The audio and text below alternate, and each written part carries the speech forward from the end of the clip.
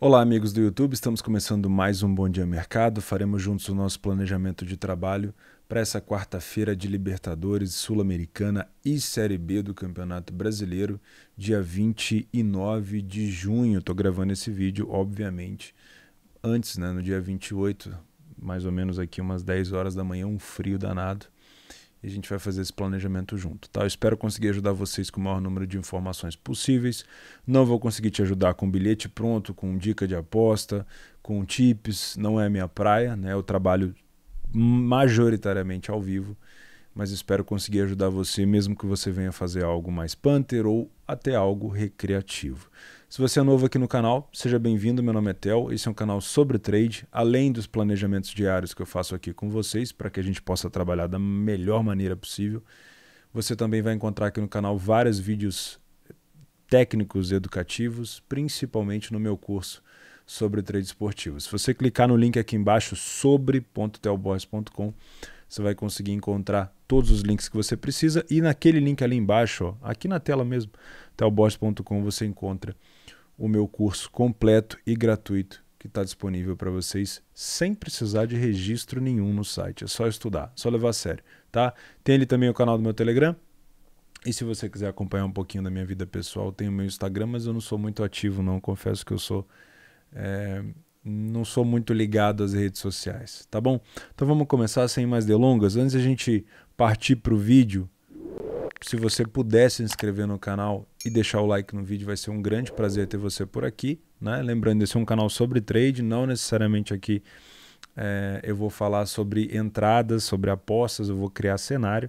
E se você não tem uma conta na Betfair, temos aqui um bônus da minha parceira de R$260, caso você queira se registrar, mas óbvio, dá uma rolada na página para baixo para você ler aqui os termos e condições dessa promoção que a Betfair está oferecendo, tá? Era uma promoção de R$200, agora é de 260, mas é sempre bom ler os termos porque ninguém dá dinheiro de graça. Vamos começar? Como sempre, esse aqui deve ficar um vídeo um pouco maior, então se você tem pressa, você acelera. Se você não gosta desse tipo de conteúdo, você pula para outro canal, tem excelentes canais por aí.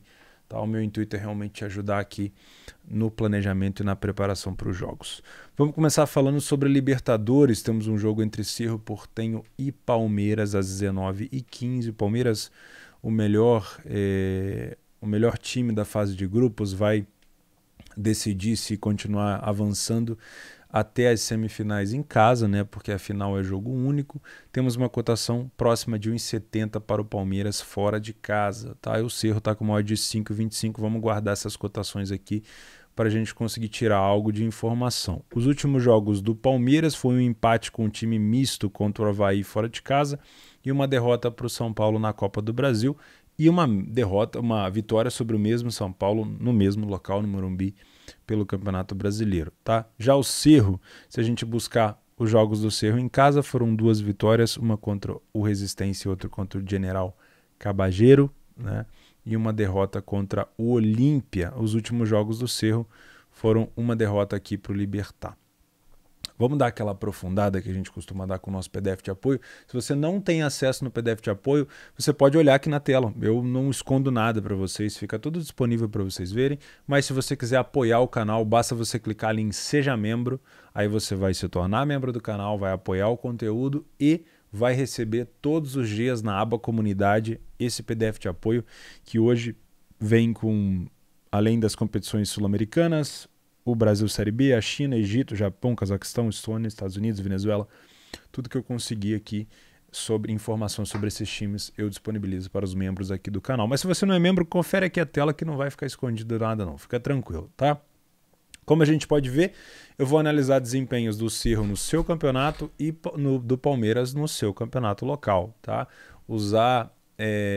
Eu gosto mais de utilizar nas competições de mata-mata o desempenho das equipes nas suas competições locais, porque eu acho que ali as equipes obviamente levam mais a sério, às vezes colocam os times mais titulares, tá? Então nós temos aqui um Cerro com uma excelente campanha dentro de casa, dado as devidas proporções, 80% de vitória, em 80% dos jogos o Cerro sai na frente do placar, em 70% deles o Cerro não toma gol e o time falhou em marcar em apenas 2 jogos desses 10 que disputou dentro de casa, tá? Um excelente desempenho do Cerro. Já o Palmeiras não é um time muito bom de primeiro tempo, eu já vou mostrar isso para vocês, mas é um time que consegue manter uma boa média fora de casa, 50, quase 60% de vitória, né? O Palmeiras não é com frequência o primeiro a marcar quando joga fora, tá? Mas é um time que falha pouquíssimo em fazer gol, beleza?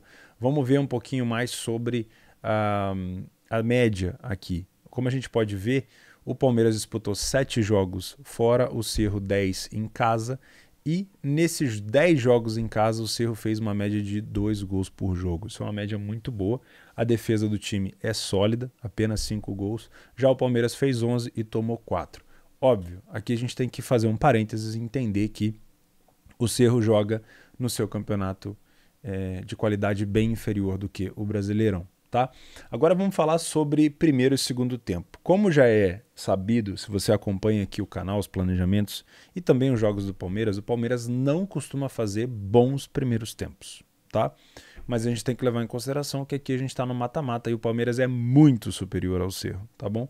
O Cerro tem então um melhor aproveitamento no primeiro tempo, fez mais gols, tomou menos, perdeu menos a primeira etapa, né? O Palmeiras já não perdia o primeiro tempo quase nunca, mas aí ele perdeu para o São Paulo, se eu não me engano também perdeu para o Avaí, se eu não estou enganado. E a gente tem essa situação do Palmeiras tendo um desempenho ruim na primeira etapa. Tá? Então é bem modesto mesmo para um time do tamanho do Palmeiras esse tipo de desempenho na primeira etapa. Com isso a gente pode acabar ficando um pouco mais influenciado a olhar para a odd do Palmeiras, para quem, óbvio, tá, tem desconfiança e pensar, pode ser um lei Palmeiras. Mas vamos ser sinceros, o Palmeiras com um time titular, jogando contra um Cerro, é muito provável que o Palmeiras proponha ao jogo. Tá? Por mais que em alguns momentos a gente chegou a ver o Palmeiras ao longo do ano passado, principalmente jogando mais de forma reativa, mas o Palmeiras tem plena capacidade de propor jogo. E se quiser fazer um jogo reativo, o problema é do Cerro, porque o Palmeiras no contra-ataque é um time muito veloz. Tá? Então, de todas as maneiras que eu analiso esse jogo, eu consigo ver o Palmeiras saindo dali com um bom resultado. O grande problema aqui é esse desempenho no primeiro tempo. O que o Palmeiras vai permitir nessa primeira etapa e como o jogo vai decorrer a partir disso. Porque se o Cerro sai na frente, e a gente vai ver aqui que o Cerro tem um número excelente também de bola parada, já vou mostrar para vocês, o segundo tempo pode ser diferente. O Cerro pode tentar proteger a vantagem, o Cerro pode usar também do contra-ataque, porque é um time que marca bastante gol. Então isso pode causar algum tipo de problema. Mas como é um jogo ida e volta e o Palmeiras decide em casa, o Palmeiras não precisa se expor tanto, né? Vai jogar com um grande apoio da torcida em casa. E na minha opinião, se quiser, resolve esse jogo ainda na primeira partida. Se a gente puxar para o segundo tempo, a gente vê um crescimento gigantesco do Palmeiras. O Palmeiras passa a não perder mais o segundo tempo. O Palmeiras marca muito mais gols, vence muito mais, empata menos e deixa também de sofrer gol. E o time do Cerro mantém uma boa pegada e ainda melhora alguns aspectos na segunda parte. Então me parece um jogo para o segundo tempo até bem inclinado para o mercado de gols, tá? Mas eu estou trabalhando com uma consideração de match odds no início e eu já vou falar para vocês o que eu pretendo fazer. Nas situações de bola parada a gente tem dois times muito bons, tá? O Cerro leva um pouquinho de vantagem na bola nos gols de cabeça, né? Marcou 3 a mais do que o Palmeiras, mas o Palmeiras leva vantagem nos gols de escanteio, marcou 6 a mais do que o Cerro. Mas mesmo assim, precisa ser levado em consideração que o desempenho das duas equipes na bola aérea é muito bom. E isso é uma informação primordial porque a gente tem aqui um cenário de odd, bola parada, ó. A gente tem um cenário de odd um pouco mais estilingada. Trabalhar lei ao Cerro Porteño, com essa cotação já próxima a 5,5, é trabalhar com um range de correção até possível, mas não é tão grande. Né? Jogando em casa, com o apoio da torcida e não sabendo se o Palmeiras vai de fato amassar desde o início, se posicionar lei ao Cerro, você tem que estar com uma leitura muito afiada. Porque o que você tem que esperar, o seu anseio por movimentação, às vezes não vai ser tão grande. Então você tem que saber dosar a expectativa.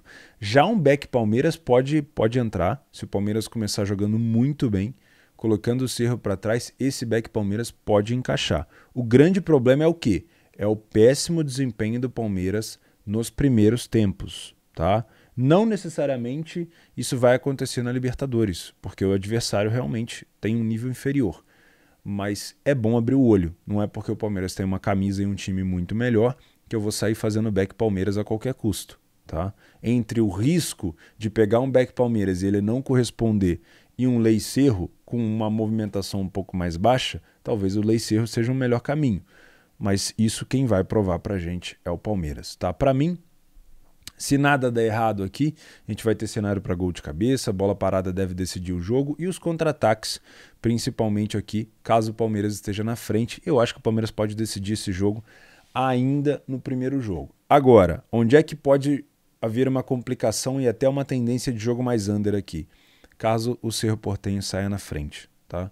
Porque aí pode ser que o Cerro escolha um pouco mais uma jogada de velocidade, uma transição ofensiva com as linhas mais recuadas, e aí o Palmeiras tem a dificuldade de entrar na área. Mas se acontecer isso, as bolas aéreas do Palmeiras vão ser as principais armas para a gente tentar buscar uma recuperação, tá bom? Jogo difícil, tá? Eu nem vou marcar nada no Match Odds aqui, eu vou deixar o jogo me mostrar. Eu gostaria muito de trabalhar essas bolas paradas do Palmeiras e não vou ter problema nenhum de buscar uma recuperação do Palmeiras caso o Palmeiras esteja atrás do placar. Não duvido que o Cerro também faça gols aqui, tá? Apesar de a gente ter um número ruim de ambas marcam aqui pro lado do Cerro, a gente tem um time que marca demais, né? Com um poderio ofensivo muito grande. Tajeres e Colón. 2,20 a odd do Tajeres.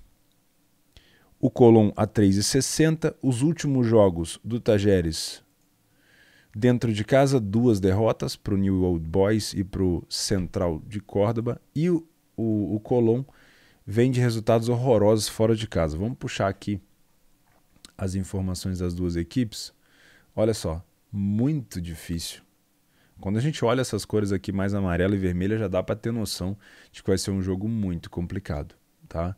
Uma vitória apenas do Colón fora de casa no seu campeonato, uma média muito baixa de gols, menos do que um gol por jogo, mesma coisa do Tajeres, o primeiro tempo muito nebuloso aqui entre as duas equipes, destaque só pro Tajeres que sofreu menos gols, talvez, no primeiro tempo, dá para chamar assim, né? Mas tem uma dificuldade enorme de marcar, né? Marcou 2, sofreu 5, já o time do Colón marcou 3, sofreu 5, muito ruim. Os dois times, de maneira geral, em relação a dados. Eu acho que isso comprova que é um jogo muito mais parelho. Talvez até o fato do Colón ser tão ruim fora de casa esteja amassando e empurrando a odd do Tajeres para baixo. Tá? Já no segundo tempo, a gente tem um crescimento do time do Tajeres. O time continua sofrendo gols, mas é um crescimento exponencial no número de vitórias e o time deixa de falhar tanto em relação a marcar gols, mas mesmo assim me parece um jogo extremamente, exclusivamente para leitura de jogo, tá? Nada muito interessante aqui.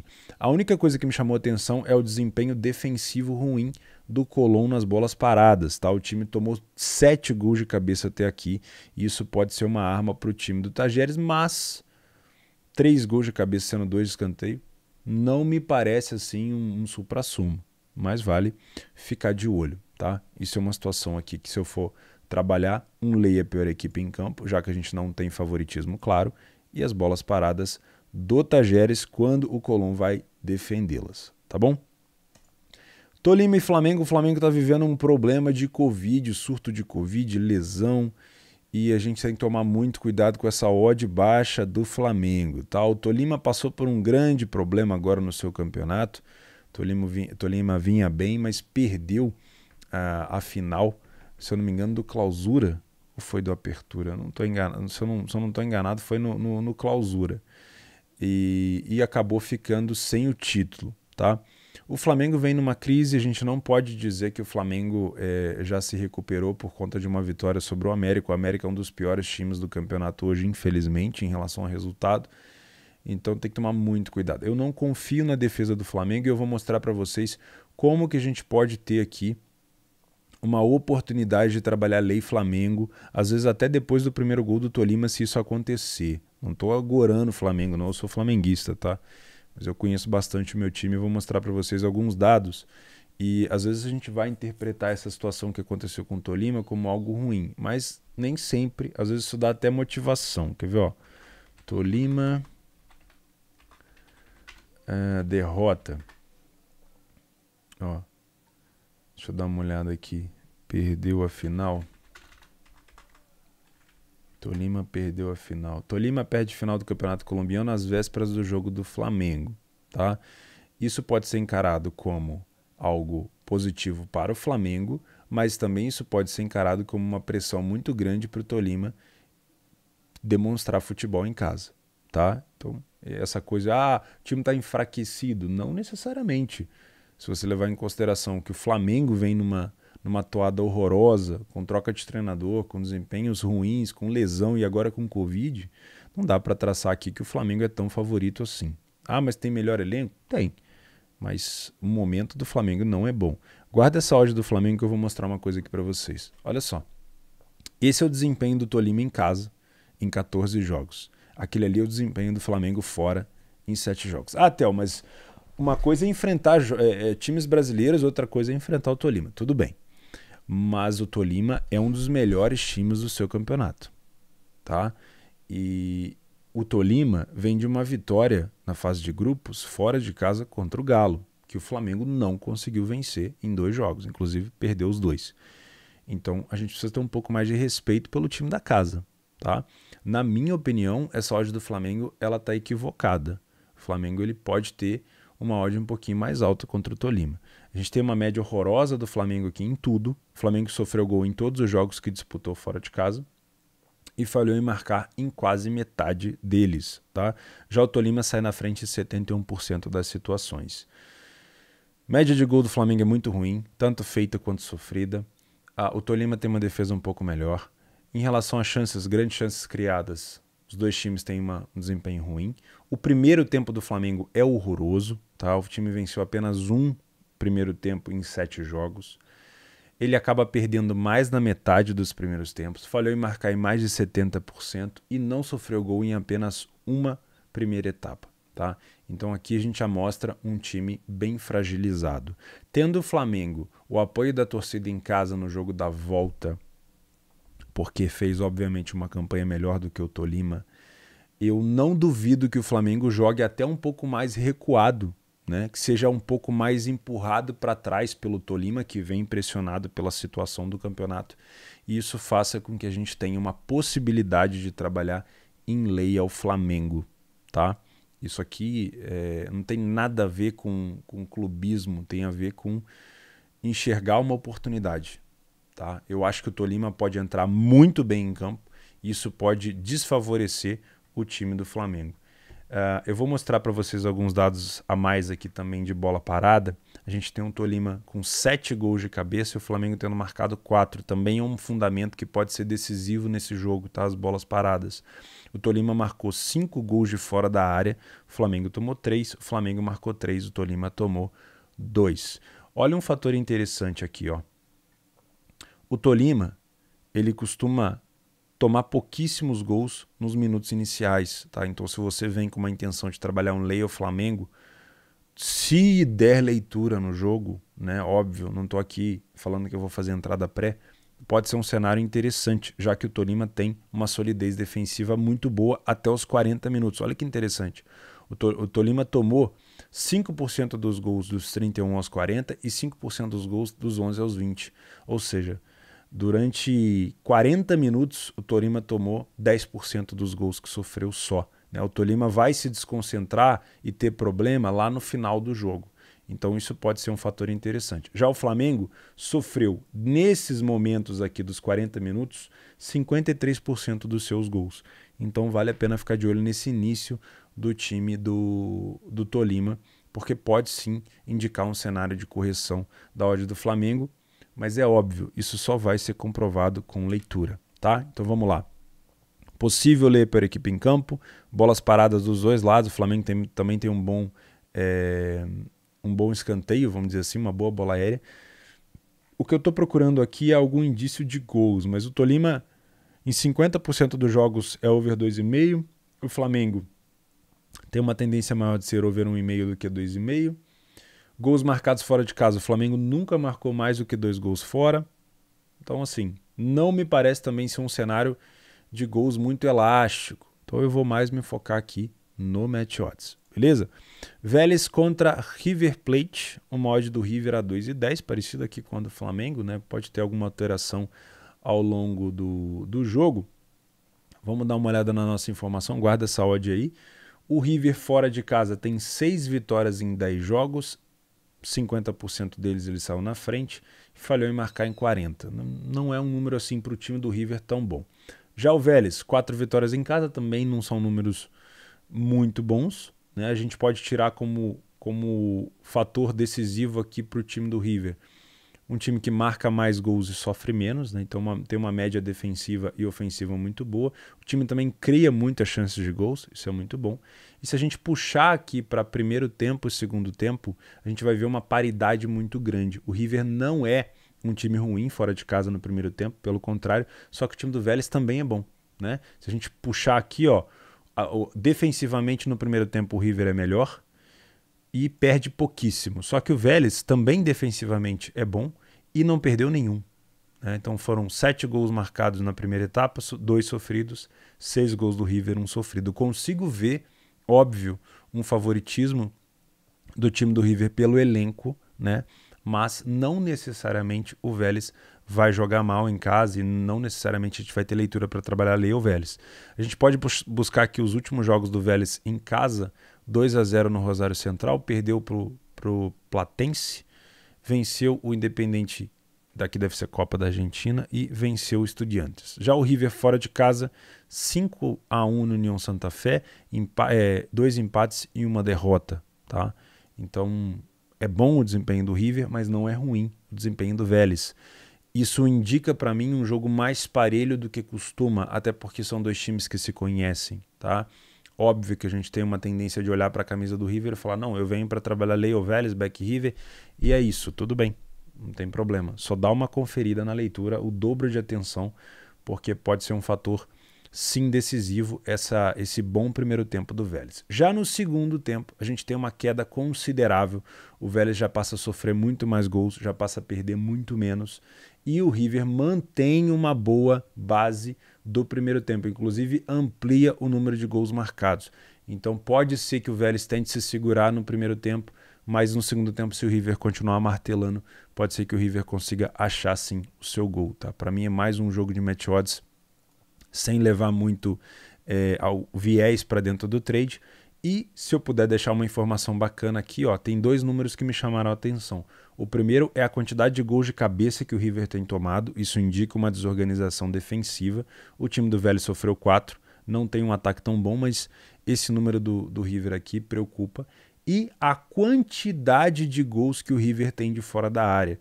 Isso pode sim indicar, caso o Vélez venha jogar de uma maneira um pouco mais recuada e fechada, que essa característica de finalização de fora da área pode ser um fator para o River abrir o placar ou achar o caminho do gol, tá?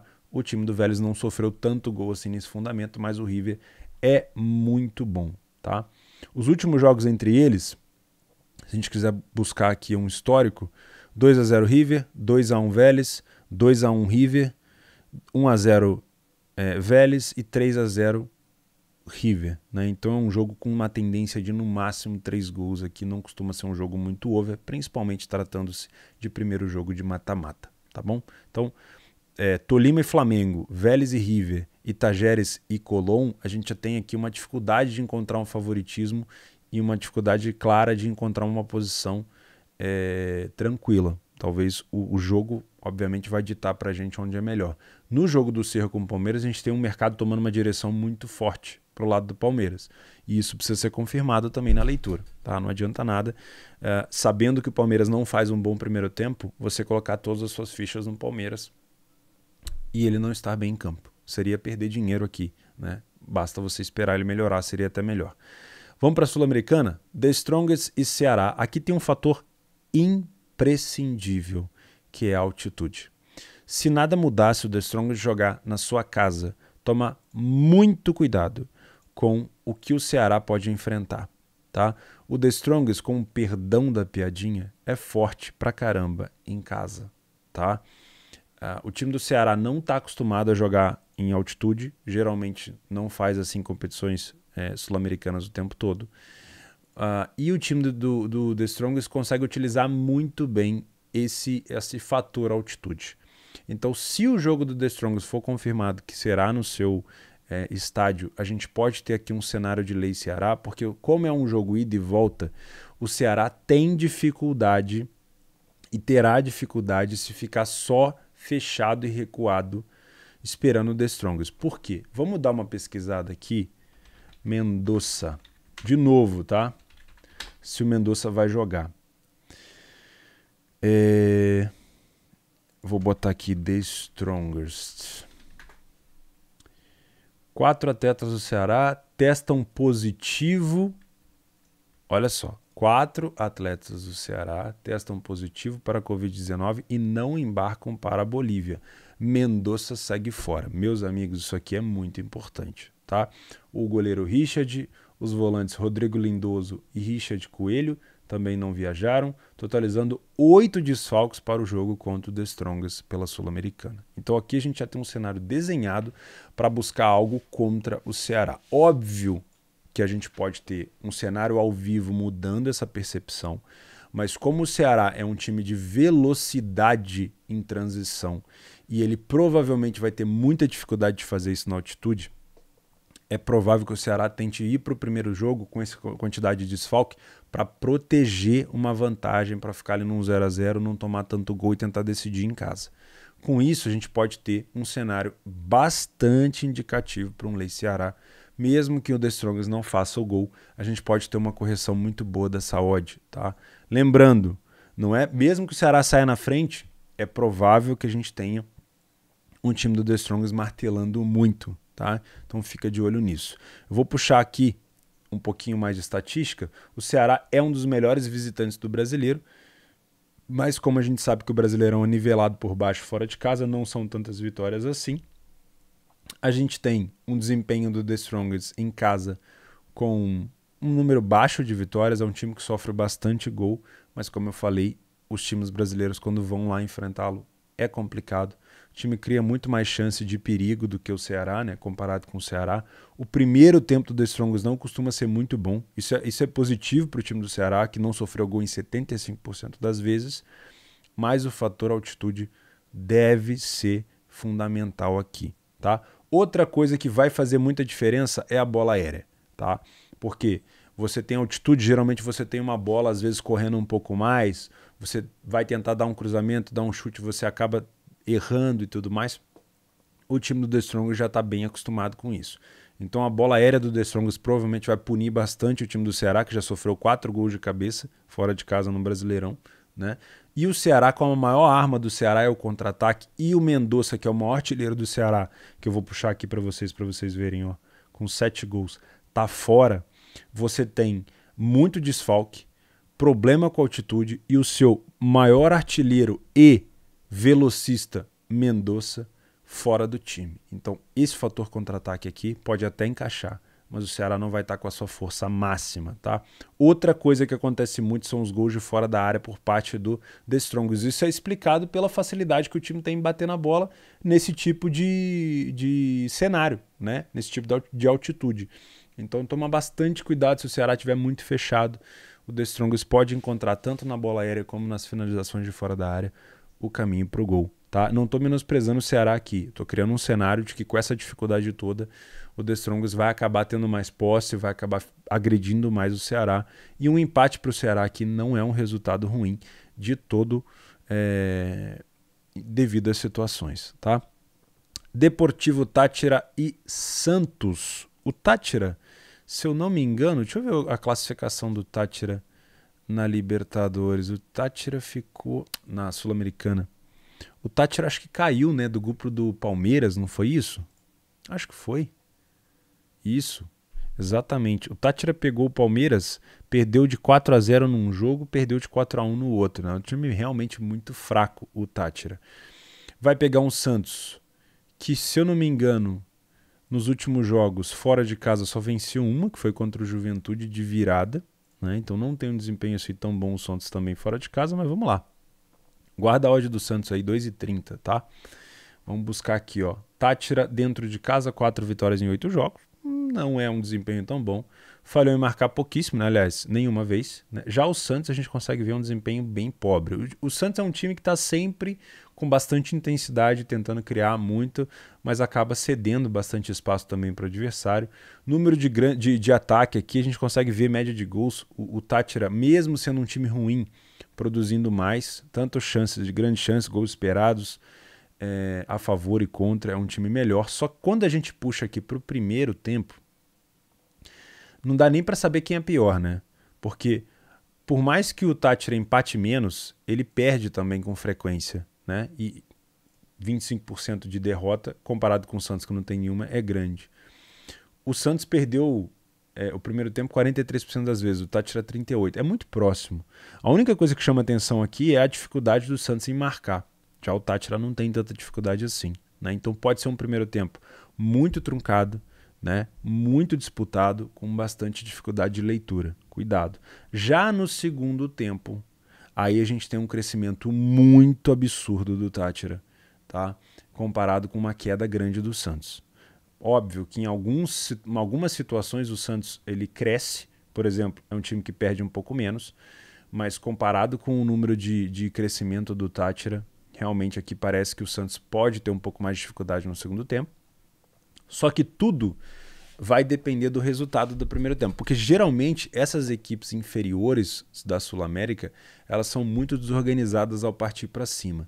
Então se eu tenho o Santos, por exemplo, saindo na frente e o Táchira indo desorganizado para cima, mesmo que os números do Táchira aqui no segundo tempo sejam muito bons, não vai significar muita coisa se o Santos continuar tendo um contra-ataque perigoso.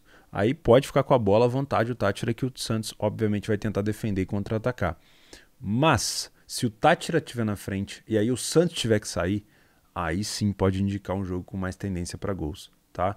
Eu prefiro para gols, pela má fase do Santos fora, por já ter ali praticamente sido eliminado na Copa do Brasil, perdeu de 4-0 o primeiro jogo, por já ter um desempenho fora de casa no Brasileirão muito ruim, eu não acho ruim para o Santos vir com uma vitória ali por um gol de diferença, tá? Já o Táchira dentro de casa, pelas porradas que tomou na Libertadores, descendo para a Sula, pode tentar resolver as coisas no primeiro tempo, no primeiro jogo, tá? Então, se o Táchira estiver na frente, a gente pode ter um jogo de mais trocação. Em relação a bolas paradas, olha só, o Táchira tem 6 gols de cabeça, sendo 2 de escanteio, o Santos sofreu 4 gols, tá? Também pode ser um fator interessante aqui. De novo, match odds e bolas paradas. E quando a gente volta para dar uma olhada, o Táchira também tem facilidade nos gols de fora da área, né? É uma tendência aqui no futebol sul-americano nesses times, né? Dentro de casa, o over 1,5 entrou com 100% de aproveitamento aqui nos jogos do Táchira e o 2,5 com 50%. O Táchira marcou em todos os jogos que fez em casa e marcou em 75% das vezes mais do que um gol. Já o time do Santos tem bastante dificuldade em marcar gols, pelo que a gente está vendo aqui. E se a gente puxar, já que a gente falou que pode ser um primeiro tempo mais truncado, olha só. O Táchira, ele tem maior dificuldade nos primeiros 10 minutos, o Santos também. O primeiro tempo o Santos acaba tomando bem mais gol. E o Táchira acaba crescendo e dando muito espaço nos últimos minutos. Isso comprova o que eu falei sobre a desorganização defensiva e ofensiva até dos times aqui na Sul-América quando eles estão perdendo, né? Então é um time que às vezes vai para cima de qualquer maneira e acaba deixando muito espaço. Mas de maneira geral a gente consegue olhar para esse cenário aqui e ver um jogo muito truncado, tá? Então é bom não vir com muito viés aqui não, que você pode ser surpreendido. Vamos falar por último de Deportivo Cali e Melgar. O Cali veio do grupo do Corinthians, acabou ficando ali em terceiro lugar, passou o Corinthians e Boca. Os últimos jogos do Cali dentro de casa, apenas uma derrota, e do Melgar fora de casa, apenas uma derrota também, né? O Melgar que conseguiu, se eu não me engano, ficar com a vaga do Racing, não era isso? Posso estar falando besteira, eu acho que sim, viu? Eu acho que sim. No grupo com São... Não era. Quem que estava nesse grupo? Deixa eu ver se eu consigo pegar aqui. River Plate do Uruguai, Racing Ayacucho, Cuiabá. Isso mesmo, era Cuiabá, Racing, Melgar e tinha mais um, que eu não estou conseguindo lembrar. E o Melgar ficou com a vaga do Racing. Não é pouca coisa, viu? Vamos fechar aqui então, ó. Desempenho muito ruim do Cali em casa, desempenho bom do Melgar fora, tá? Desempenhos aqui do ataque e da defesa bem parecidos. O Melgar tem uma vantagem em ser o primeiro a marcar um pouquinho mais de vezes, né? E falhou em marcar com menos frequência. No primeiro tempo, o time do Deportivo Cali costuma ser melhor. Mas olha, eu tô olhando aqui e eu não tô conseguindo encontrar uma grande superioridade do Cali para ter essa cotação mais baixa que a do Palmeiras, por exemplo. 1,61. Só porque o Melgar é um time peruano? Acho que é peruano, né, o time do Melgar. Tô achando essa odd do Cali um pouco baixa. O primeiro tempo do Cali me parece ok. O time vence 40% das vezes. O Melgar realmente tem um desempenho ruim. Já o segundo tempo do Cali tem uma queda brusca. O time falha em marcar em 80% dos jogos. O Melgar já tem um crescimento interessante. Nenhum dos dois times tem um desempenho muito bom ofensivo de cabeça, de bola aérea. Defensivamente, o Cali tem uma dificuldade um pouco maior. Sofreu 7 gols de pênaltis até o momento aqui no seu campeonato. Isso indica, obviamente, zagueiros um pouco atordoados ali na hora de marcar. O time realmente sofre pouco aqui nos minutos iniciais. Acaba sofrendo mais gol a partir do segundo tempo. Isso pode indicar que trabalhar lei ao Cali, mesmo que você ache, mesmo que todo mundo ache essa odd do Cali baixa, trabalhar lei ao Cali pode ser complicado, porque o Cali raramente toma gol no primeiro tempo. E o time do Melgar também não ajuda a quantidade de gols marcados. Então esse é um excelente jogo para pular fora, tá? Pelo menos para mim, eu vou ficar de fora desse jogo, porque eu teria muita vontade de trabalhar esse lei ao Cali, mas não me parece ser um caminho muito bom. Vamos fechar com Libertadores. Náutico pega o Criciúma com Libertadores. Com Série B, o Náutico pega o Criciúma. O Náutico é o 17º colocado. Dentro de casa tem apenas uma vitória. E o Criciúma é o 7º colocado e tem uma vitória também fora de casa. Jogo extremamente parelho, padrão Série B de qualidade, né? Vamos puxar aqui, ó. Olha que coisa bonita. Meu Deus! Uma vitória para cada lado. A única coisa verdinha que a gente tem aqui é que o Náutico falhou pouco em marcar dentro de casa. Média de gols marcados, 1 gol por jogo. A do Criciúma fora é até menos. A defesa do Criciúma é um pouquinho pior. Os dois times criam bastante chances de gol, né? Bastante chances claras de gol. O primeiro tempo do Náutico é absurdamente ruim. Meu Deus! Mas o do Criciúma também não fica tão atrás assim. O time empata muito e vence pouco. Já o segundo... Olha isso. Olha o contraste. O primeiro tempo do Náutico é horroroso. Olha isso daqui. Olha como cresce o Náutico no segundo tempo. Isso aqui, óbvio, só vai funcionar se você tiver um jogo empatado. Porque se você tiver um Criciúma já vencendo, aí já é esperado o Criciúma recuar e chamar o Náutico para cima. Mas no segundo tempo, se você tem métodos de correção de odd na segunda etapa, a gente tem um Criciúma muito abaixo no segundo tempo e um Náutico muito acima, muito forte, tá? Então pode ser um fator interessante. Outra coisa aqui, as bolas paradas do Criciúma defensivamente, gols de cabeça, o time tem tomado bastante, tá? Mas como o time do Náutico não é tão bom nisso daqui, talvez não seja tão interessante. Coisas que eu já vi acontecer nos jogos é isso daqui, ó. O Criciúma tem uma boa finalização de fora da área. Já vi gol do Criciúma contra o Bahia nesse fundamento, tá? E é realmente uma finalização muito boa. O time do Náutico também não fica atrás, tá? Então, olha, tem tudo para ser um jogo ruim, difícil, mas se for empatado para o primeiro tempo, pode dar alguma oportunidade aqui de correção, tá? Cuidado, não tem nada indicando para um lado aqui, a não ser que o Náutico é ruim no primeiro tempo, mas o Criciúma não é nada disso tudo também, tá? A única coisa que realmente me chama atenção é o grande crescimento do Náutico na segunda etapa. Então, esse jogo aqui é exclusivo para a leitura de jogo. CRB e Tombense. O CRB está em 11º, Tombense em 6º. Como mandante, o CRB tem 3 vitórias, só perdeu uma. E como visitante, a Tombense só tem uma vitória, tá? Os últimos jogos do CRB em casa, nenhuma derrota, né? E os últimos jogos da Tombense fora de casa, vem de uma vitória contra o Novo Horizontino, um empate contra o Londrina e 3 derrotas seguidas. Vamos lá para baixo?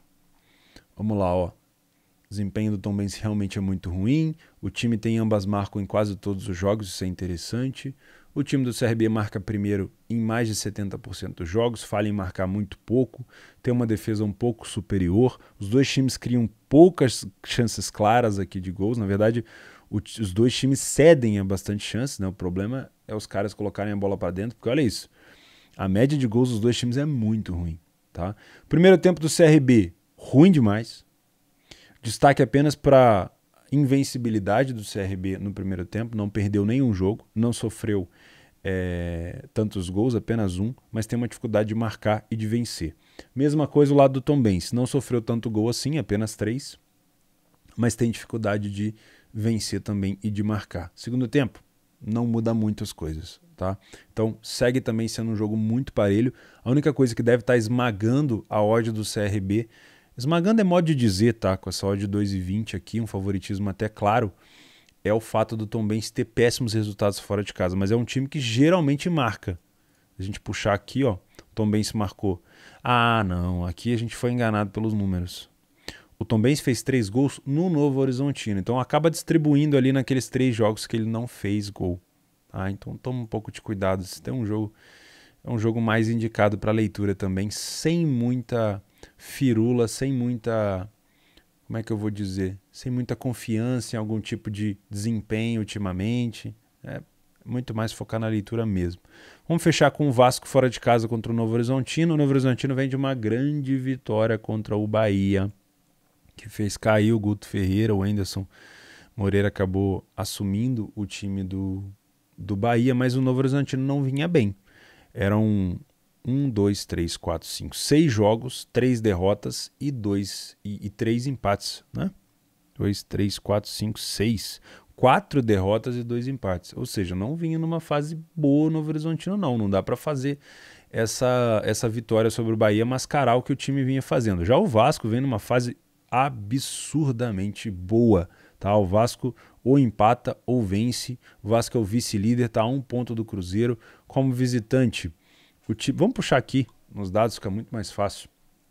Olha só, o time do Vasco como visitante não é um suprassumo em relação a vitórias, mas é um time que perde muito pouco, faz bastante ponto dentro de casa. Mas o mercado está inclinado para ser um jogo parelho justamente pelo fato do Vasco vencer pouco, né? Fora de casa. Deve ser isso, obviamente. Média de gols do Vasco é baixa, mas eu consigo entender a mesma coisa do Cruzeiro. Não é um time que faz... não é espetáculo, né? O Vasco quer vencer, quer pontuar. Os últimos jogos do Vasco, ó, vitória contra o Londrina 1-0, 3-2 no Náutico, 0-0 com o Guarani e 1-1 na Tombense. Aí teve um 0-0 com o Grêmio, 2-0 no Brusque, 0-0 com o Guarani, 1-0 no Bahia. É bem econômico o time do Vasco, tá? Bem econômico. Primeiro tempo, horroroso do Novo Horizontino, horroroso do Vasco, tá? O Vasco perde um pouco menos do que os dos primeiros tempos, mas tem dificuldade de marcar. No segundo tempo, uma leve melhora do Vasco em relação a gols sofridos, o time sofre um pouco menos, e uma leve piora do Novo Horizontino, mas também nada de muito claro, me parece um jogo com uma tendência de ser under, tá? E o Vasco, se ganhar de 1-0 para o Vasco aqui, é goleada. O número que me chama a atenção aqui nas bolas paradas são os gols de cabeça sofridos pelo Novo Horizontino, mas o Vasco não tem assim um grande ataque em cima disso. O Vasco fez 3 gols de bola parada, o Novo Horizontino fez 2. Jogos do Novo Horizontino. O Novo Horizontino puxa esse jogo um pouco mais para over, já o Vasco puxa esse jogo um pouco mais para under, tá? Momentos do gol, o Novo Horizontino acaba marcando muito mais gols no finalzinho. Você que procura over limite pode ser interessante. E a maior quantidade de gols sofridos pelo Vasco estão nos primeiros 20 minutos de jogo, tá? Dos 20 minutos de jogo, olha que interessante, dos 20 minutos de jogo até os 60 minutos de jogo, o Vasco tem uma defesa excepcional, tá? Mas tem um cheiro de under esse jogo que eu vou dizer para vocês, viu? Cruz credo. É mais um jogo totalmente para leitura, desde que os jogos da Libertadores não atrapalhem. A gente tem aqui, ó, às 21h30, 1, 2, 3, 4, 5, 6 jogos. Aí você tem, obviamente, que dosar, né? Cada um cuida do seu dinheiro, não dá para ficar fazendo tudo. Beleza, meus amigos? Eu nem vou falar do campeonato chinês hoje, eu peço até desculpas, eu não tenho feito campeonato chinês, eu vou deixar aqui no PDF de apoio, senão a gente vai ter mais um episódio de Game of Thrones, já são 45 minutos de vídeos. Tá bom? Olha, como sempre, faz o simples, não inventa moda, tá? Pra gente conseguir estar junto aqui nos próximos dias, meses e anos, sem você precisar ficar depositando o tempo todo. É uma maratona, é devagarzinho e não inventa moda, tá bom? É sempre um prazer. Um grande abraço.